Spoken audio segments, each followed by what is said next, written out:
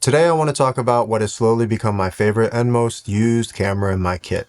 I've been using this camera for this channel, I've been using this camera for work, and it has become my #1 recommendation for anyone that asks me about what camera to buy. Let's talk about the Sony A6700.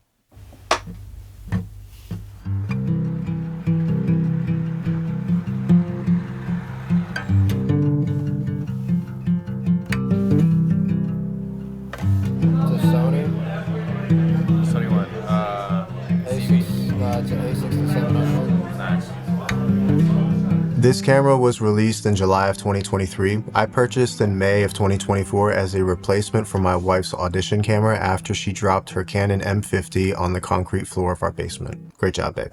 This was not a random purchase. It was definitely calculated due to the fact that this is one of the most feature-rich cameras in existence under $2,000. The Sony A6700 features a 26 megapixel CMOS backside illuminated sensor.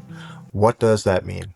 CMOS means fast data readout, low power consumption, high resolution imaging, and backside illuminated means 30% more light sensitivity, less noise, and much better low light performance. These are things that you want in a digital camera. This camera also features an AI chip for alien-like autofocus performance that's also found in the larger sensor, more expensive A7R5. And you might be asking yourself, why buy the A7R5?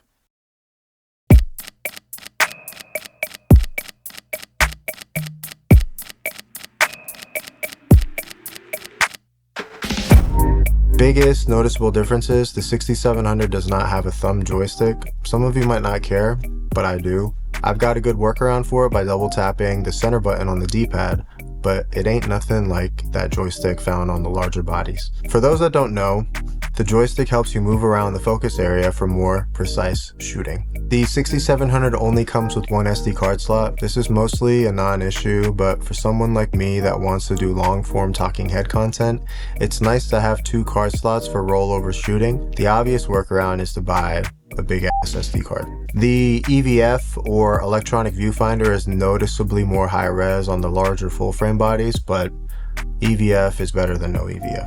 And lastly, for reasons why most people would go for the larger 35mm full frame body over this smaller APS-C body, is the sensor size.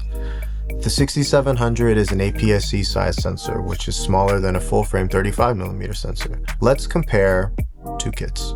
This is my go-to studio portraiture setup, A7R5 with 35 and 50mm prime lenses. The same setup on the crop sensor side would be a 6700 with 23 and 33mm prime lenses. The 6700 sensor has a built-in crop factor due to the smaller sensor, and you'll need lenses with the correct focal length to compensate.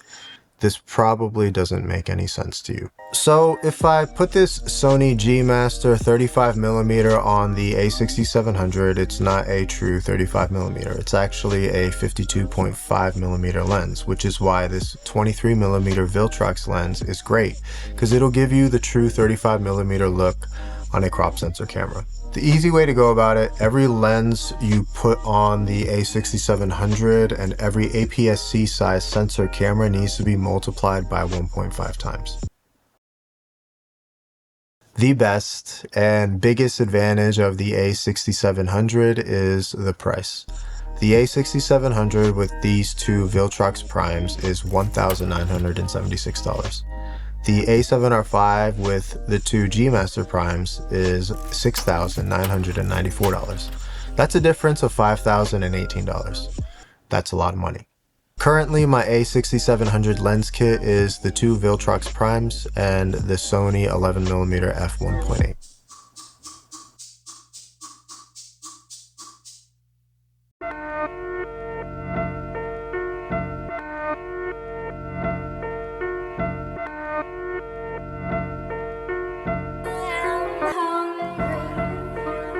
This little guy would be considered an underdog in my arsenal of cameras. Coming up as a creator in the YouTube era, especially in the 5D Mark III era, you're kind of brainwashed to believe full frame is the only way to go. Low depth of field, yes. Low light, yes. These are all valid points as to why full frame will always be the better choice. But when was the last time you just said, "F all this other shit," and just shot. When the camera melts away and the moment takes over, you're not worried about price, you're not worried about specs. All you're worried about is, wow, there's a lot of cool things happening in front of me and I want to capture it. Some guy at the gas station told me he liked my car. I did some quick math, and over the last 12 years, I spent around $40,000 on just camera bodies. This does not include lenses and accessories. I've had seasons where I've owned flagship models and seasons where I made it work with what I had. In all my years of working with cameras, I can honestly say this little $1,400 guy has made me the happiest. Picture quality is amazing. Lenses are cheap-ish compared to full frame. The body is cheap, the body is small and good for travel, but the grip is substantial enough to make it feel like a real camera. Most cameras I adapt to fit my work life. This camera just effortlessly adapts to all aspects of my life. Oh, good fun. Good fun.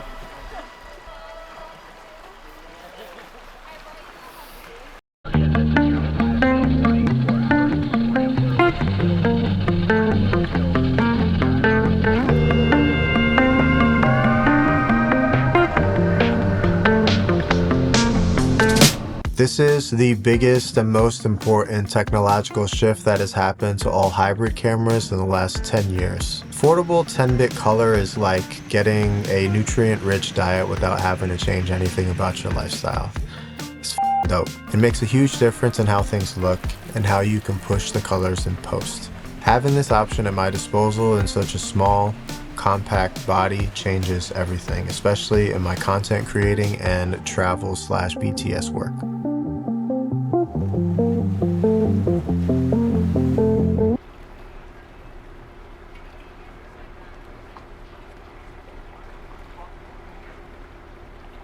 When using third-party lenses with modern Sony bodies, you do lose the focus breathing compensation, which to me is not really a deal breaker. Rolling shutter comes in at around 16 milliseconds. You'd want a camera that performs sub 10 milliseconds for rolling shutter, but again, unless you're really looking out for it, it's been a non-issue for me.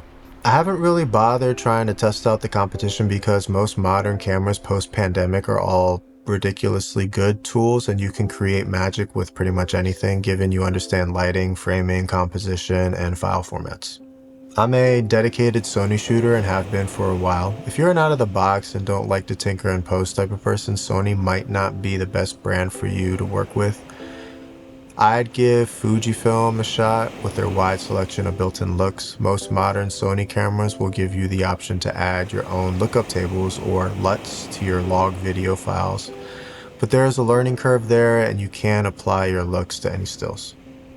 Historically, Sony has not been the brand that boasts amazing straight-out-of-the-box color. It's gotten way better since back in the day. The inclusion of the S-Cinetone picture profile has been a game changer.